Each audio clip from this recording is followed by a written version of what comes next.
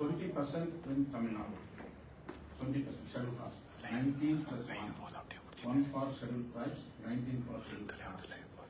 But if you break Devendra, a separate category, if you break Arundadiyar, a separate category, Arundadiyar can say that we are 3%, only 3%. They are getting reservations, only 3% in education and employment. But if we say in Tamil Nadu, we are 18 or 20, like that, we can say. So this is a numerical statement. 18 is a force. We can play with that number. We are 18%. Across the country, we have more than 30 crores. A very big mass, national level. But if you break these people in the name of caste into pieces, Mala, Malika, Mang, Maha, like this, you cannot join in future. You cannot raise the voice boldly. You will not take your, you cannot bring Ambedkar as our identity in future. Because if you go through this like this, breaking the unity of our values, we will find our local leaders for our identity. This is identity politics. So Devendra Velalar found their leader, Emmanuel Sera. They don't want to say that Ambedkar is our leader. Arundadiyar wants to identify that we have another leader, local leader, like that. So if you go each and every state, definitely you will lose Ambedkar icon. No need of Ambedkar in future if you break communities like this. The pariahs are bringing their own identity. They don't want to bring Ambedkar as identity. They are telling Rettamali Srinivasan is our leader. Rettamali Srinivasan is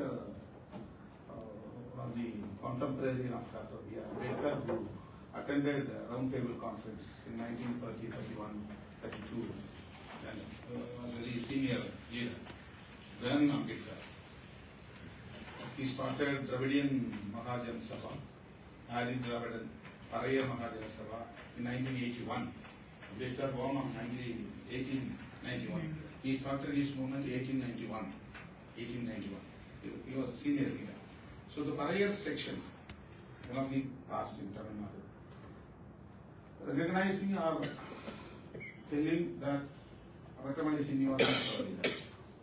If we go like this, we will not identity of Dr. Ambedkar in future. We lose this identity. So it is very dangerous. Before 10 years or 15 years, we were in one dais. All the Dalit leaders, separate identity. Even though they have separate identity, we were in one dais that we are Dalit leaders. Now it is not possible. Within 10-15 years, Sangh Parivars did this kind of agenda. They split it into 3-4 pieces. So this is happened in the Supreme Court. They are telling you have to subclassify the people, group of castes. Arundadiyar 7 communities, one group. Devendra Velalar from Tamil Nadu, 7 communities, 7 castes, one group. Rest of these 2 categories, nearly about 70 communities are there. 60, total 74, 40, 60 castes are there, including Parayas and Adi Dravidas. Now the Parayas asking, we need separate identity, you make separate group, you give separate reservation cards. At the time of DMK regime, Mr. Karunanidhi was Chief Minister. He invited our leaders, BCK leaders, me and one Mr. Ravi Kumar, General Secretary of our party, met Karnataka. He asked about some quota for Arundhati. In principle, we agree. That is very essential. You have to analyze, make it a percentage how they are living here. We can give them as per their population. This is our reply. So after our meeting, he organized one all-party meeting in the secretariat. Many left leaders and many party leaders have attended. Some Dalit leaders, except me, all the Dalit leaders, splitting originally. So in principle, I said, no, we are supporting your ambition. You please think of it and consider their request. They are suffering a lot. They cannot compete with Parayar community and Devendra Ugadala community. So you have to consider. So after that they announced your commission, the Northern Justice, the Northern Committee. They gave recommendations to give separate reservation for Arundhati. That is called Ulvarikil now. But no subcategorization. This is not subclassification. They have given separate, but within the 18%, they can compete again. They, on priority based, Arundhati can get their rights, 3%. Even though even they are getting 3% separately, they can compete the rest of the 15% also. This is the setup in Tamil Nadu. This is going on. But in Andhra Pradesh and Punjab, in other states, not like that. That is, they divided into 3, 4 groups, A group, B group, C group, like that. Under one group, there are many castes. Under one group, there are many castes. They are giving separate. They divided into 3. 15% into 3. Now Supreme Court observed this case, it is correct. You go ahead. So each and every state has the power to do the right thing. What is our objection? We filed one review petition in the Supreme Court. You should not give this power to the state government. Already our constitution has provision that union government have the power, right to do any alterations regarding scheduled caste.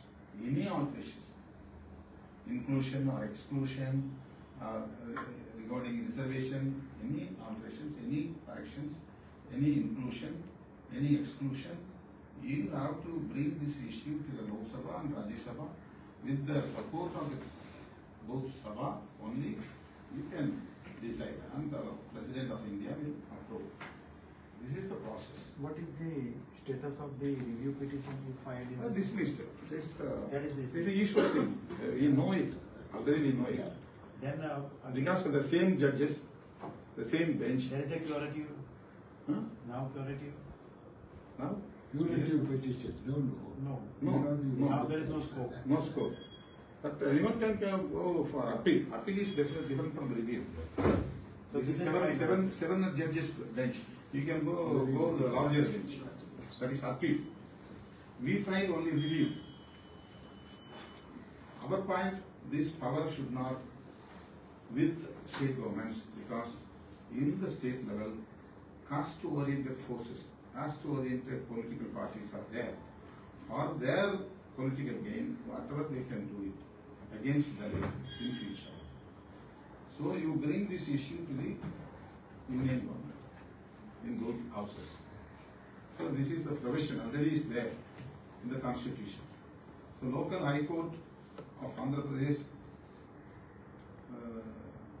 dismissed this separate subquota categorization, group A, group B, like this. It's unconstitutional, they mentioned. But in appeal, it went five judges bench, then 7 judges bench. doubt and our fear that this is Sangh Parivar's agenda. They want to split each and every caste. They don't want to consolidate in the name of Ambedkar. They don't this kind of force across the country. So they are doing like this through judiciary. So this is very dangerous one. Our Mayadi and other popular leaders, I met Mr. Ramdas Advani and we met Mr. Chirag Paswan and we met many MPs from Dalit community from north part of India. Everyone told me that yes, we have to fight against this judgment. But no one filed even review petition. Giving a statement against this judgment is all.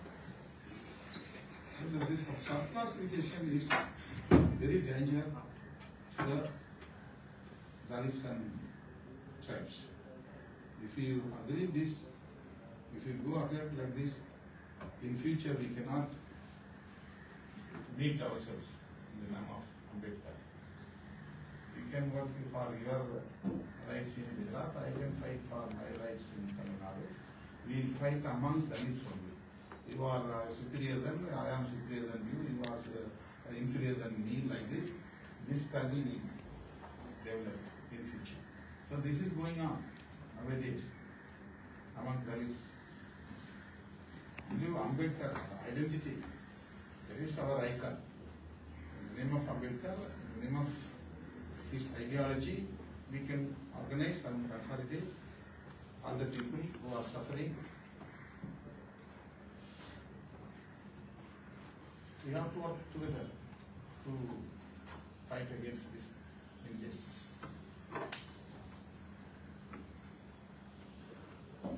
This is my opinion. Sir, I have a question about know your opinion.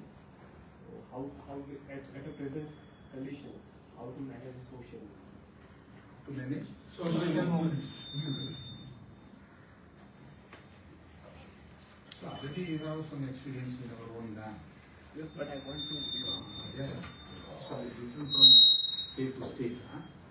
We are addressing all the issues against the barriers in Tamil Nadu. Atrocities. There are many kind of injustice. Mainly we are focusing atrocities. We will organize people immediately and we'll have a rally or any protest suddenly. So the people will have faith on us. They have no any other demand. They want safety and security. They want protection. In the village level, if you go there, you can see still untouchability practices, discriminatory approaches. We cannot enter into the temple, we cannot enter into the lake. Even in Tamil Nadu it is going on in many villages, number of villages. Our movement is mainly focusing these issues. We are addressing, sometimes it is going against the ruling party also.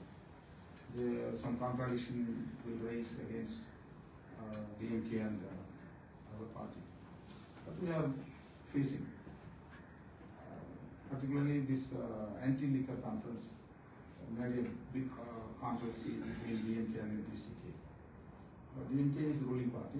They are running liquor shops legally. We are fighting against this. We close the liquor shops across the state. So controversy is there between DMK and DCK. But still we are with DMK. So we have to face like this. So, social movement is very easy, but political movement is very hard. Now we are trying to convert this movement as a political organization. We are admitting our kind of people from various communities. Muslims, Christians, non-Dalits. We are giving preference in our party structure, state level structure, 3-layer system. In every layer we are giving preference to women, non-Dalit and minorities. We have to apply for the post in the party. Now it is going on in our party. We are doing like this. So many non-Dalits, upper caste people, OBC people are interested to join in our party. So we have given, we have 4 MLAs. Among 4, 1 Muslim, 1 Baniya community. So we MBC. 2 MLAs non-Dalit, 2 MLAs from Dalit. This is political issues. It is very hard to manage. But if you go as a social organization, it is very easy to organize Dalit people. You can focus only on Dalit issues, Dalit people's rights, like that. I have more questions. I have one question, and I'm going to repeat something you said, and if I'm misrepresenting what you said, you can correct me. But a lot of times conversation has come up about how solidarity is important, how within the caste there is an attempt to break it apart. And when you were answering that, you focused on the idea of, you will lose the number, right? But what I'm saying is that a more fear-based response than actually acknowledging that there is enmity in how the groups are working with each other? Is there a way to resolve that beyond simply saying, well, then we'll lose our number and completely lose power? Is there another way to resolve this conflict among us than to just say, but if we don't resolve it, then the others will gain power over us? So what is another way where you have more plural interests, where there is a representation of diverse identities, which we may want to talk about annihilating caste identities as a ultimate goal. But everyone, when they speak about this issue, they are very closely connected to this idea of community that they represent, the backgrounds that they have come from, right? So how do you talk about solidarity by acknowledging that these diverse identities can also coexist? Because this is something very similar to, when you listen to the narrative of nationalism during Indian independence, right? So where a lot of caste problems or Dalit problems were pushed to the side by saying, no, we have a bigger enemy to face up to right now. And so we need this solidarity to answer the bigger problem we have in the room. And a lot of interest-based politics then gets pushed to the side. So how can Dalit voices or depressed voices mobilize together, come together, but at the same time acknowledge everyone's issue? Because that's where the problem comes to, right? Where someone says that only your issues get the voice, not our issues. So what is an alternative approach to solidarity of mobilizing that makes everyone feels represented in the conversation? So we'll have this as the last question, or if there are any more questions, we can take it together and then close the session. What is Yeah, so the question is, he was making, so one thing is that the sub-classification, there is a fear that our strength and unity will be broken, and then we lose our strength will be broken, and then we become weak. But also she is saying, is there an alternative approach to this? Because what happens is that among the Dalits, there are subgroups which many times there are some groups, they don't get represented. Their aspirations, their needs and requirements are not met. So only maybe the numerically strong groups, they get represented and they get all the access to all the water. No, that's not the what I question. said. Okay. Actually, that's not our question. Actually, she gave an example of British period that we have bigger problem. So, but I want to tell something about this. That when we face atrocity against Dalits, so why they perpetrate atrocity against Dalits? Why? Because they want to make sure that your empowerment is diminished. They want to isolate you politically, marginalize you. What was happening in Una? Why Dalits were targeted? Because they wanted to isolate Dalits from the mainstream. That was their agenda. So, and we Dalit, as a movement, in the movement, we always failed. We have failed to make our people understand that your atrocities is responsible for your alignment with Congress or BJP. If you people organize independently with the autonomy, then you can fight against the atrocity. And that is our failure. It is my failure as a Dalit leader, as a Dalit activist, that I failed to make my people understand that your political autonomy will give you empowerment, you will fight against the atrocity. That is why our people, even after the atrocity, Una atrocity, our great people joined Congress and joined BJP and even Aam Aadmi Party. They didn't think that now this is the time after Una atrocity, let us all Dalits of the Gujarat unite against one banner and let us fight independently. That is the reason. That is the thing. More questions? Only one single question and this is also have you faced any mental untouchability in the parliament? Mental. Mental untouchability, because physical untouchable can At the intellectual level. Yes. Yeah. At the intellectual level, not physical untouchability, but somebody discriminating you in a very tacit manner. I didn't feel like this. Yeah, one question. As a journalist, I want to ask you, what are you planning to do? Okay, sir. Okay. We'll meet again. What are you planning to, what is your agenda in the parliament, what you would like to achieve or what you would like to accomplish, or what are the issues you would like to raise in the parliament, There are many issues. which you are focused on? According to the situations, being a two members party, it is negligible in the parliament also. If you are having 5 MPs, you are treated as group. If you have 8 members, you are treated as party, like a parliamentary party. If you have 8 members, you will be treated as parliamentary party. Less than 5, treated as independent. So we cannot get enough time to discuss our issues. The last moment they will give 2 minutes or 3 minutes for that. They will share their own time, ruling party and opposition party and bigger parties, more MPs.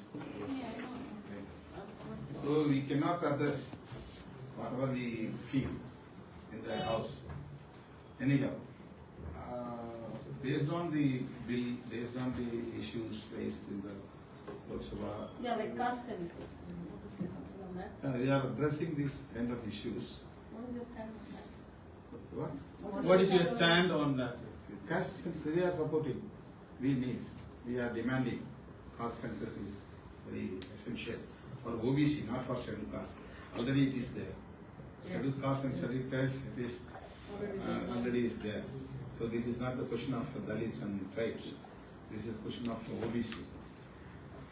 But we are extending our support for this demand. The OBC leaders always with the Sangh Parivars, national level. OBC leaders always with Sangh Parivars.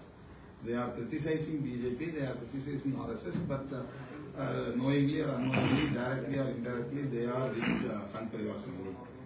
Ideologically, they are with Sangh Parivars. So they can achieve their goal, Sangh Parivars. So now some radical leaders from OBC are demanding caste census. Even Congress also for caste census. Rahulji is raising this issue all over the nation. It is essential now. Based on this population, vast population, the reservation must be allocated proportionately. The proportionate reservation is very important now. They are giving one sum of lump of Judgment of Krishnamurti. okay. Judgment of Krishnamurti. Yeah. The reservation must be proportional. Proportional. Only one judge. Another thing is that you. Okay. Sir, only last question. Okay. As a lawyer, do you ever been in that situation that FIR is registered before the police station and the accused directly go to the High Court and cause the FIR for causement of the FIR, and Justice no, they are ordered like that. Yes, IR may be granted and investigation is continued. Ultimately, yes. Ultimately, there is a situation that ultimately FIR is cost. As much not cost but cost. Have you ever been in their situation? And is there any all state have been this situation? Even in Tamil Nadu, we are facing this situation. Yeah. Then we should have to plan for that. Bureaucrats, Yes. Having anti-Dalit side. Yes. If you go there, they will advise as no affair, no. Yes. Go and get compromised with them like that. Because in the atrocity there is a provision to hurt the complainant. But before the hurt the complainant, the issue notice stay granted or IR may be IR is granted. Then where is the question of hurt the complainant? Yes. Very serious issue. Yes. We are facing in Tamil Nadu. Yes. And another thing is that I preferring this wise. In the Gujarat High Court, there are 29 or 32 judges right now. As per my knowledge, from 1996, there are no judge of the High Court belongs to scheduled caste or scheduled tribe. So, how can we protect this type of scenario? There is no reservation in Highland Court. Yes, we know. But at least No reservation in professors, no reservation in vice chancellors, no reservation. That's why I am preferring that this wise. It is my personal goal for all of the colleagues in this. Make advocates who conduct the matter in the High Court of Gujarat. Even though I am not able to all the matters, and I am not able to conduct all the matters issues. Even though my English is not good, maybe, but in the Gujarat there are more than cases are involved by scheduled caste. Whether it is a question of land, whether it is a question of service discrimination, whether it is a question of criminal discrimination, whether it is a question of Article 36 to 51, you can say that.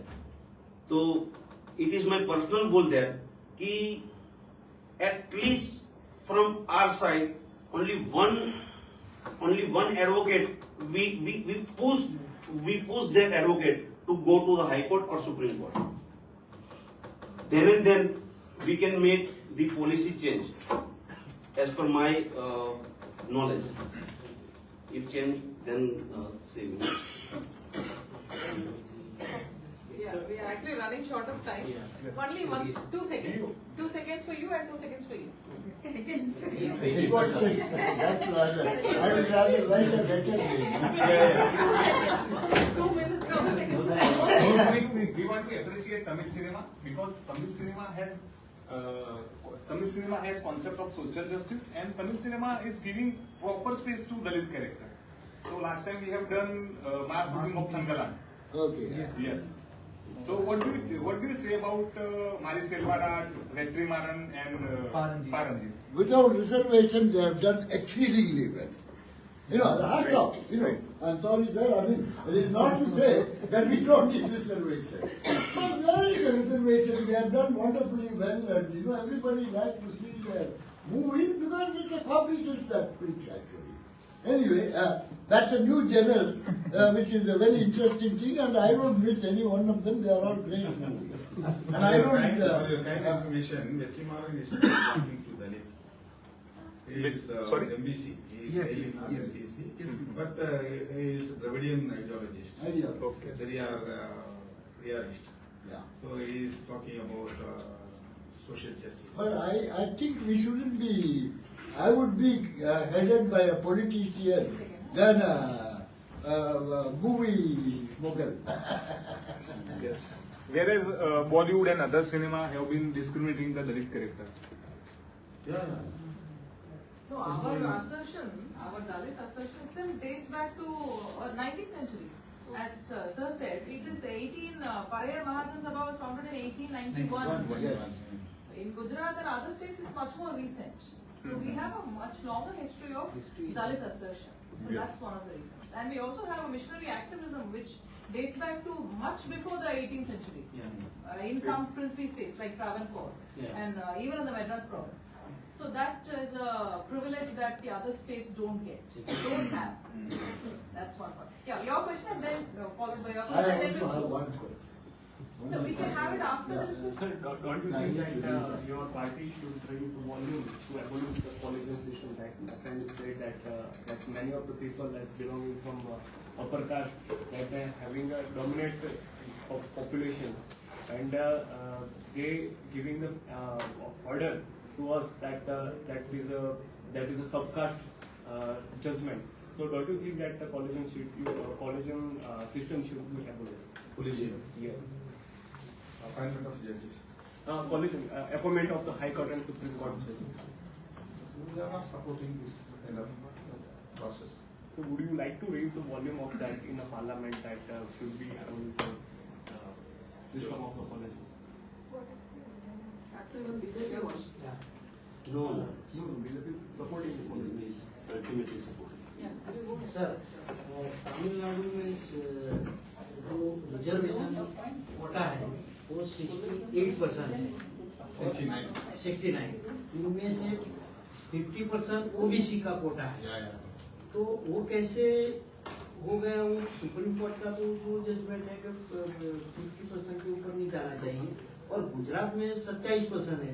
तो गुजरात में 50% करने के लिए क्या करना चाहिए? 50% reservation எப்படி குஜராத்ல கொண்டு வரது தமிழ்நாடு மாதிரி? ஏன்னா குஜராத்ல வந்து ரொம்ப கம்மியா இருக்குது, 27% தான் இருக்குது. OBC, Dalit and ஆதிவாசி சேர்த்து 27 தான் இருக்குது. OBC alone 27. So he is asking how to and also it is put in the 7th schedule, which cannot be 8th schedule. So एक अलग स्केड्यूल में उन्होंने उसको रखा है ताकि उसका रिव्यू जजमेंट न हो कोर्ट में। तमिलनाडु में वो करने के लिए नहीं ये लोग नहीं करेंगे ना, आपके पॉलिटिकल पार्टी नहीं करेंगे।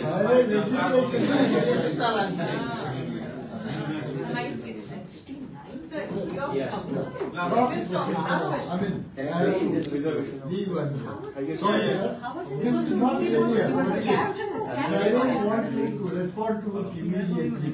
I would like you to think about it and look at it as an issue that you may raise in Parliament at some point of time. Number one, this is a matter in which you are involved for a long time, namely the Sri Lankan Tamil.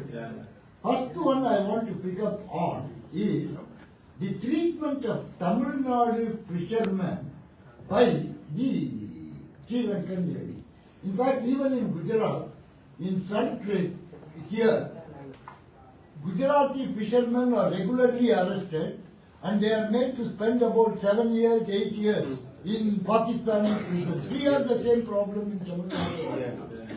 Now, the simple solution is in my opinion, we should have, Government of India should have a treaty with Sri Lanka that says we will share the territorial waters in that disputed area. And Sri Lanka, fishery industry is not so well developed because of the unrest. Under the law of the sea convention, they should decide on the total allowable catch. Sri Lankans do not have the capability. They have allowed Chinese people to cuddle at times. They grow it here, and the Chinese company, it's a sedentary species under the meaning of the law of the sea. It is shipped to London every day by a plane. The local fishermen get something like 5 pounds, and that dish is sold in London restaurants for 20 pounds. Now, my only thing is, none of us have been demanding that Union of India should negotiate a treaty. With Pakistan, it may not be possible. Certainly, Government of India may not be able to avoid. But Sri Lanka, I am sure that they live on our money. So if the Foreign Affairs Ministry insists that you should have a treaty, I think we will be better off. I think I will write you also to send me in a more elaborate way.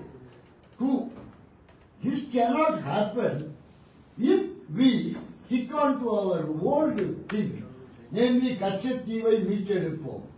கொடுத்ததை கேட்டால் அடுத்தது பகை.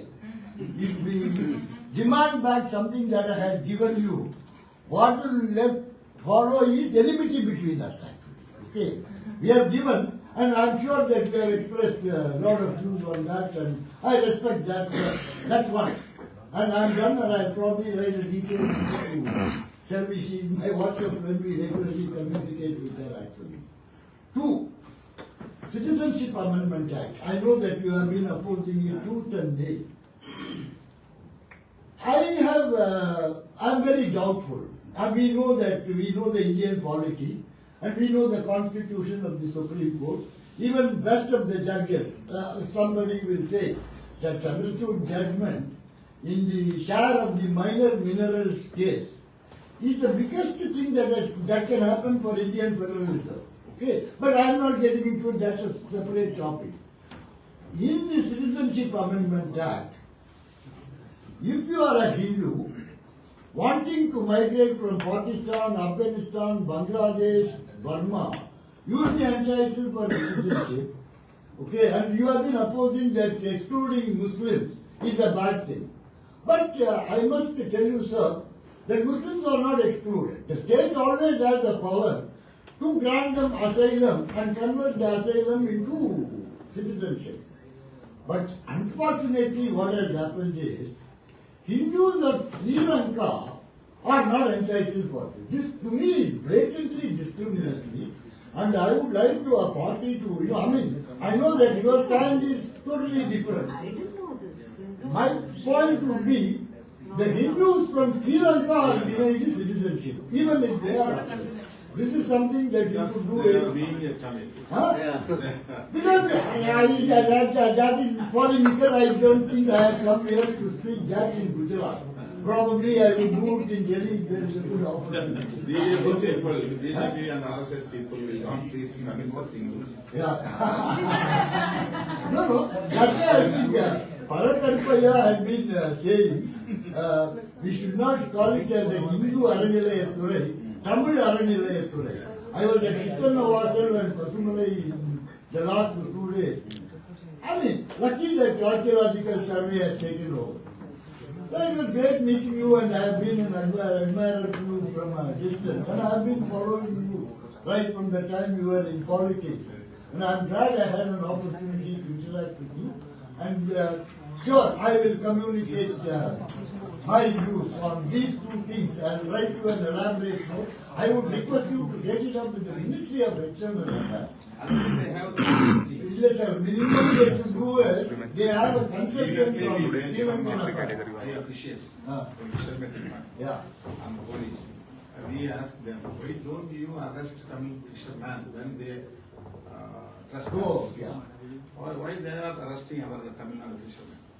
You can arrest before they entry. ரெண்டு patrol boat கூட அவங்க விட்டாங்க. They don't even have 2 patrol boats. And simple. But there is no provision legally, so we cannot arrest. There's not many reasons they want that. They trade with the current in the ocean. They just follow a school of fish. So unwittingly it happens actually. Solution is, you fish in my water, I fish in your water. If you think that my reputation of fishing won't will give you money. It is there. Yeah. That's what they are arresting our criminal. But They are crossing their. sir, we can have a simple GPS fixed, which will indicate our fishermen that they are staying. And I am sure that she is impatient and I am also impatient. I appreciate, I know that, he will also have to Just a 2-minute vote of thanks. Yeah. Formal vote of thanks, and then we will continue. Whoever has the time can talk with us. Yeah. So it has been a wonderful evening, and I thank each and everyone here who had just hold this program together, because I know all of you have been waiting since 4 o'clock, because that was the official time announced in the poster. And then I would like to thank Dr. Selvi, who has been the main inspiration behind me organizing this, trying to get in touch with people. And especially I would like to convey my sincere thanks to the HDRC of St. Xavier's College, as well as the Jesuit community here in Gujarat, and in small fishing hamlets, Muttam. There is a fishing hamlet called Muttam. So we used to have prayers in their churches, led by the priest, praying for the fishermen who have been arrested by the Sri Lankan police patrol. When we actually visit these places when I was a youngster. So My these friend prayers, was the priest, MC Lopez. yes, yes. So we have a wonderful Jesuit community, a Christian community that really has the intention of serving the people. So we would thank Father Anthony Pichai. I could only talk to him yesterday, and then he readily agreed, and he was here at 4 o'clock sharp. And we also had our principal of this college, Father Vinayak Xavier, Vinayak Jadhav also coming here at 4, but then he had other appointments, so he had to leave. So thank you one and all, and especially I would like to thank Dr. Ton Tirumavalavan, Member of Parliament, for giving us, sharing his valuable time to us, and also making it a point that he arrives here and addresses all of us. It's such a great privilege. Thank you so much.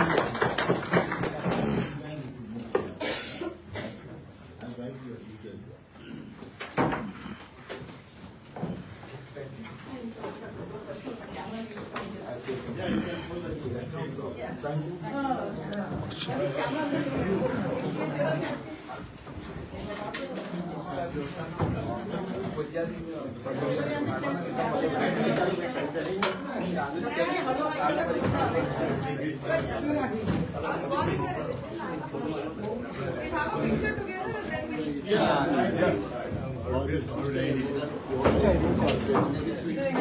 அவங்க question கேட்க போறாங்கண்ணா அவங்க question கேட்க போறாங்க question கேட்க போறாங்க Please, I'll be trying.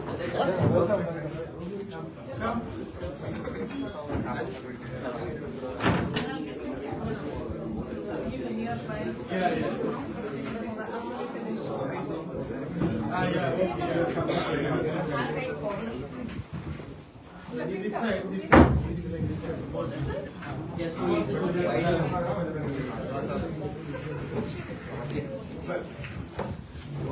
Photograph sir photograph sir group ஃபோட்டோவா okay